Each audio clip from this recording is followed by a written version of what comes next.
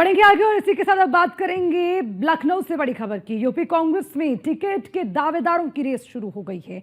विधानसभा ticket पाने के लिए पंचायत चुनाव जीतना जरूरी होगा। अगले साल मार्च अप्रैल में होंगे यूपी पंचायत चुनाव। 100 दिन का बूथ स्तर सदस्यता अभियान चलाएगी कांग्रेस और जिला पदाधिकारियों के समन्वय से बनाए जाएंगे विधानसभा प्रभारी। देखिए बड़ी खबर आपको बता दें, टिकट पाने के लिए पंचायत चुनाव में जीत हासिल करना जरूरी है। अगले साल मार्च और अप्रैल में यूपी पंचायत चुनाव होने हैं। 100 दिन का बूथ स्तर सदस्यता अभियान कांग्रेस चलाने की तैयारी में है। तो वहीं आपको ये भी बताते चलें कि जिला पदाधिकारियों के समन्वय से विधानसभा प्रभारी बनाए जाएंगे और उम्मीदवार वही जो विधानसभा प्रभारी होगा। विधानसभा प्रभारियों से ही कोई एक कांग्रेस का उम्मीदवार चुना जाएगा। तो इसी पर ज्यादा जानकारी लेंगे। एसके वाजपेयी हमारे संवाददाता लखनऊ से हमारे साथ जुड़ गए हैं। एसके वाजपेयी, देखिए टिकट को लेकर अभी से रेस शुरू हो गई है, लेकिन ये रेस इतनी आसान नहीं है। कई सारी चुनौतियां हैं जिनको पार पाना होगा, जिसके लिए लगातार तैयारियां भी चल रही हैं, शर्तें भी जमीन पर उतर गई हैं। पूरा अपडेट इस पर।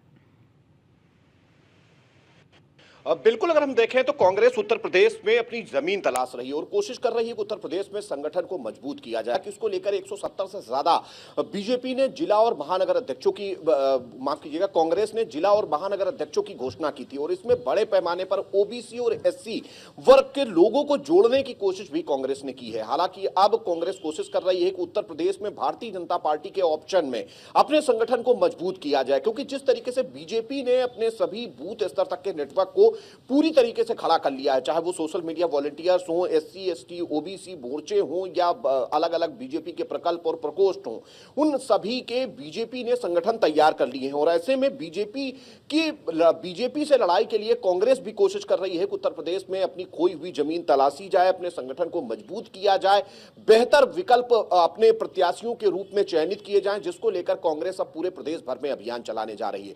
हालांकि इस अभियान में कोशिश होगी कि बूथ स्तर तक के नेटवर्क को खड़ा करने के साथ ही प्रभारियों की भी तैनाती की जाए।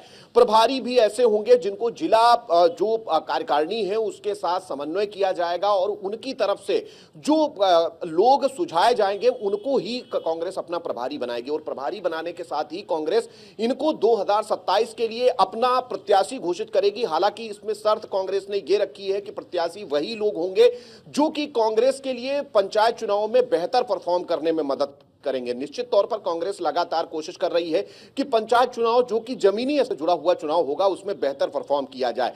उसी वजह से कांग्रेस अब अपने संगठन के साथ ही, चाहे वो पदाधिकारियों की बात हो या दूसरे जो संगठनात्मक पदाधिकारी हैं उनको चयन कर रही है और सीधे तौर पर कोशिश कर रही है कि 2027 के लिए अपने नेटवर्क को तैयार किया जाए और इसके जरिए से बेहतर माहौल दिया जाए। अब देखना यह है कि कांग्रेस के इस प्रयास के बाद कितना फायदा उसको मिल पाता है। हालांकि कांग्रेस कोशिश जरूर कर रही है कि अपने संगठनात्मक ढांचे को मजबूत करें, पंचायत चुनाव में बेहतर परफॉर्म करें और ऐसे पदाधिकारियों की तैनाती करें जो कि 2027 में कांग्रेस को बेहतर परफॉर्म करा सकते हो। सबसे बड़ी बात, अगर वो समाजवादी पार्टी के साथ गठबंधन में रहती है तो ऐसे में समाजवादी पार्टी के साथ उसका समन्वय करा सकते हो, समाजवादी पार्टी के साथ भी बेहतर तालमेल बिठा सकते हो।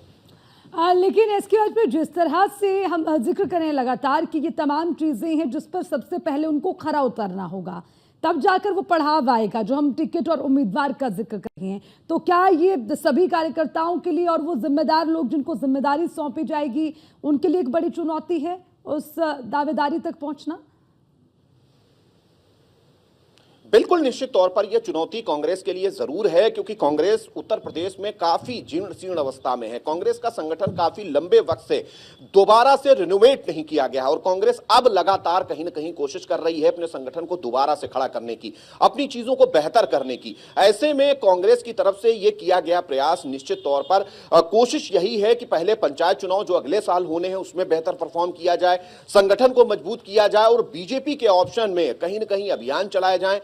यही एक वजह है कि कांग्रेस इस तरीके के कार्यक्रमों के जरिए अपने आप को 2027 के लिए खड़ा कर रही है, क्योंकि 27 में अगर कांग्रेस बेहतर परफॉर्म करती है तो 2024 और 27 के बाद कांग्रेस उत्तर प्रदेश में बेहतर अवस्था में होगी। और यही एक वजह है कि कांग्रेस लगातार बैठकें कर रही है, पदाधिकारियों का चयन कर रही है, लगातार संगठनात्मक कार्यक्रम कर रही है और कोशिश भी यही कर रही है कि ज्यादा से ज्यादा लोगों को पार्टी के साथ जोड़ा जाए, ताकि 2027 में अपना बेहतर बार्गेन समाजवादी पार्टी के साथ करके ज्यादा से ज्यादा सीटें उत्तर प्रदेश में पाई जा सकें।